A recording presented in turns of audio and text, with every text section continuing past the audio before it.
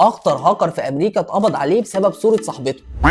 مساء كريستال في 2012 في هاكر اخترق سيرفرات الشرطه الامريكيه، وعلشان يغيظ الاف بي اي نزل صوره صاحبته وهي ماسكه يافطه بتشتمهم. الهاكر ده مش سهل، كان حريص انه يخفي اي ملامح للبيت او الشارع من الصوره علشان يعني ما حدش يعرف مكانه ويجيبه. بس ازاي بقى صوره ما فيهاش اي دليل ظاهري وصلت الاف بي اي لحد بيته؟ لو انت متخيل ان الصوره اللي انت بتصورها على موبايلك كل يوم دي عباره عن شويه الوان وبكسلات، فانت غلطان، لان الموبايل بتاعك بيعمل حركه في منتهى الخبث، بيحط مع اي صوره متصورها بطاقه تعريف مخفيه اسمها EXIF داتا. البطاقه دي بقى بيبقى فيها كل حاجه، نوع موبايلك والصوره اتلقطت الساعه كام، والكارثه الاكبر ان بيحط فيها احداثيات الجي بي اس الدقيقه بالملي لمكانك وانت بتتصور. فالهاكر الغبي ده بقى نسي يمسح الاكزف داتا من صوره صاحبته، فالشرطه فتحت الصوره قرت الاحداثيات وراحت شلوحته. مش مصدقني صح؟ افتح اي صوره متصوره على موبايلك دلوقتي وارفعها لفوق، اعمل سوايب اب، هتلاقي بيانات بتقول لك انت كنت واقف فين بالظبط، والصوره اتلقطت الساعه كام، واعدادات الكاميرا ايه، وحاجات تانية كتير. لو لقيت المعلومات دي ظاهره عندك وحابب تخفي المصيبه دي، اكتب لي جرجير في الكومنتس وانا هبعت لك كل التفاصيل.